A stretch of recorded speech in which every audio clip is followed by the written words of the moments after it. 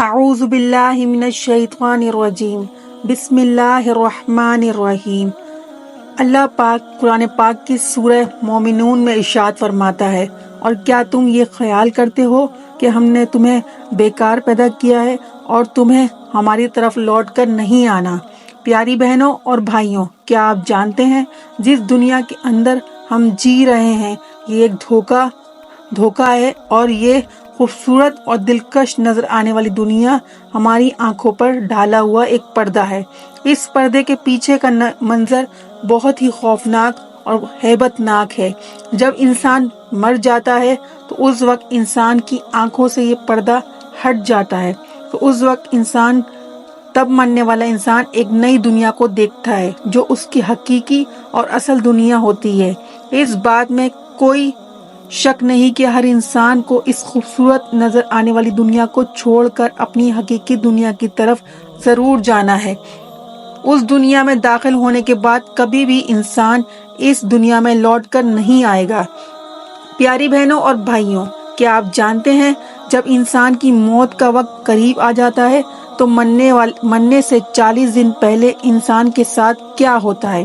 مرنے سے 40 دن پہلے فرشتے اس مرنے والے انسان کے بارے میں کیا کہتے ہیں، اور آسمان پر انسان کی موت کا فیصلہ کس طرح کیا جاتا ہے، اور روح نکالنے والے فرشتے انسان کے پاس آ کر کیا کہتے ہیں؟ پیاری بہنوں اور بھائیوں، ان تمام سوالات کے جوابات آج کی اس ویڈیو میں آپ کو مل جائیں گے۔ آپ سے گزارش ہے کہ ویڈیو کو آخر تک ضرور دیکھیے گا۔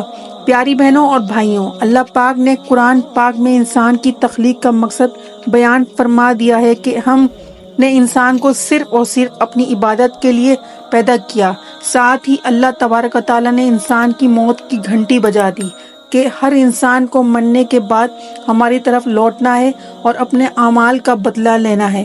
پیاری بہنوں اور بھائیوں، اللہ تبارک و تعالیٰ کے عرش کے نیچے ایک درخت ہے جس کا نام سدرۃ المنتہا ہے۔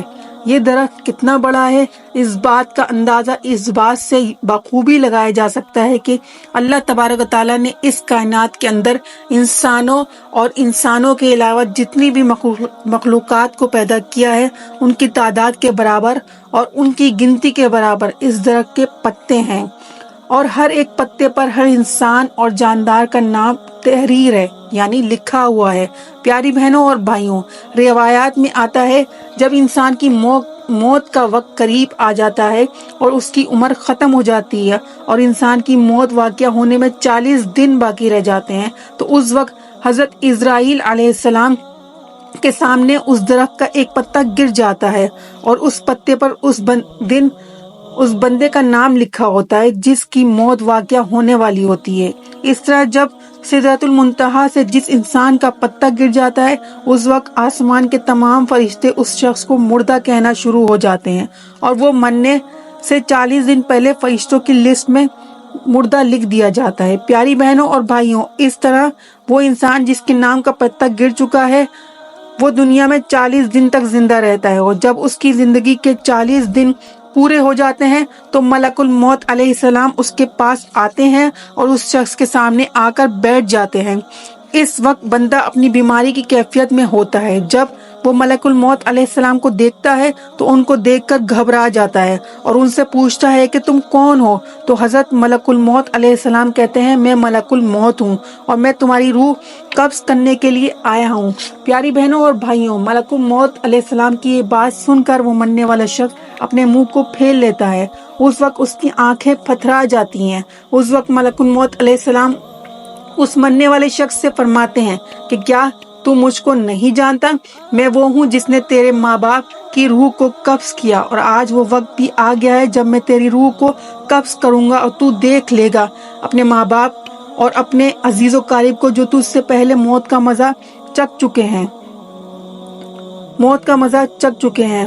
میں وہ موت ہوں جو تجھ سے پہلے اگلے لوگوں کو فنا کر چکا ہوں، جبکہ وہ لوگ تجھ سے زیادہ مالدار اور طاقت اور قوت کے حامل تھے۔ جس کے بعد ملک الموت علیہ السلام اس مرنے والے شخص سے پوچھتے ہیں کہ تم نے دنیا کو کیسا پایا؟ تو وہ مرنے والا شخص کہے گا کہ میں نے دنیا کو بے وفا اور مکار پایا۔ اس کے بعد اللہ تبارک و تعالیٰ کے حکم سے دنیا اس شخص کے پاس آئے گی اور کہے گی، اے نافرمان شخص، تو نے اپنے رب العزت کی کس قدر نافرمانی کی اور کس قدر تو نے گناہ کیے۔ تجھے بہت سارے لوگوں نے سمجھایا اور نصیحت کی باتیں بتائیں، لیکن تو نے کسی کی بات نہ مانی اور تو یہ سمجھتا رہا کہ میں اس دنیا میں ہمیشہ ہمیشہ رہوں گا اور مجھے موت نہیں آنی۔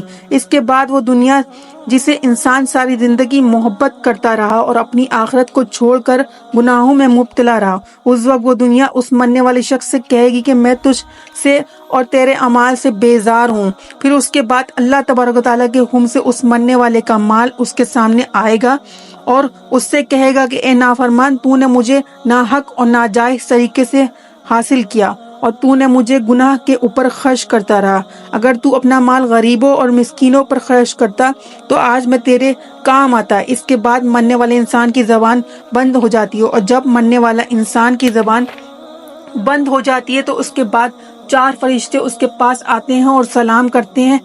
جب پہلا فرشتہ آتا ہے تو مرنے والے شخص کو سلام کرتا ہے، اس کے بعد کہتا ہے کہ اے اللہ کے بندے، میں تیری روزی پر موکل فرشتہ ہوں۔ میں نے پوری روئے زمین میں مغرب سے لے کر مشرق تک تیرے رزق کو تلاش کیا، مگر تیری روزی کا ایک بھی لقمہ میں نے کہیں نہیں پایا۔ اس کے بعد دوسرا فرشتہ آتا ہے اور سلام کرنے کے بعد اس مرنے والے شخص سے کہتا ہے، اے اللہ کے بندے، میں تیرے پانی پر موکل فرشتہ ہوں۔ میں نے پوری دنیا میں مشرق سے لے کر مغرب تک تیرے پانی کو تلاش کیا، لیکن پوری روئے زمین میں مجھے ایک بھی قطرہ تیرے پینے کے لیے نہیں ملا۔ پھر اس کے بعد تیسرا فرشتہ آتا ہے اور سلام کرنے کے بعد کہتا ہے، اے اللہ کے بندے، میں تیری سانس پر موکل فرشتہ ہوں۔ میں نے پوری روئے زمین میں مشرق سے لے کر مغرب تک تیری سانس کو تلاش کیا، مگر تیرے لیے ایک بھی سانس نہ پایا۔ پھر اس کے بعد چوتھا فرشتہ اس مرنے والے شخص کے پاس آتا ہے اور سلام کے بعد کہتا ہے کہ اے اللہ کے بندے، میں تیری عمر پر موکل فرشتہ ہوں۔ میں نے مغرب سے لے کر مشرق تک تمام روئے زمین میں تیری عمر کو ڈھونڈا، لیکن تیری عمر کا ایک بھی حصہ نہ پایا۔ اس کے بعد نامہ اعمال لکھنے والے 2 فرشتے اس مرنے والے شخص کے پاس آتے ہیں اور اس کو اس کا نامہ اعمال دکھاتے ہیں۔ جب مرنے والا شخص اپنے نامہ اعمال کو دیکھتا ہے تو اس وقت میت کی آنکھوں سے آنسو جاری ہو جاتے ہیں اور وہ مرنے والا شخص اپنی دائیں بائیں دیکھنا شروع ہو جاتا ہے اور اپنے نامہ اعمال پڑھنے سے ڈرتا ہے۔ اس کے بعد ملک الموت علیہ السلام اللہ تبارک و تعالیٰ کے حکم سے اس کی روح کو قبض کر لیتے ہیں، اور اس طرح وہ مرنے والا شخص جو اس دنیا کو اپنا سب کچھ سمجھتا رہا، وہ اس دنیا کو چھوڑ کر اپنی حقیقی دنیا میں چلا جاتا ہے۔ اگر تو وہ مرنے والا شخص نیک ہوتا ہے تو اس کی قبر کو اللہ تعالیٰ کے حکم سے جنت کے باغوں میں سے ایک باغ بنا دیا جاتا ہے، اور اگر مرنے والا شخص گناہگار بدکار ہوتا ہے اور اللہ تعالیٰ کا نافرمان ہوتا ہے تو اس کی قبر کو جہنم کا گڑھا بنا دیا جاتا ہے۔ اللہ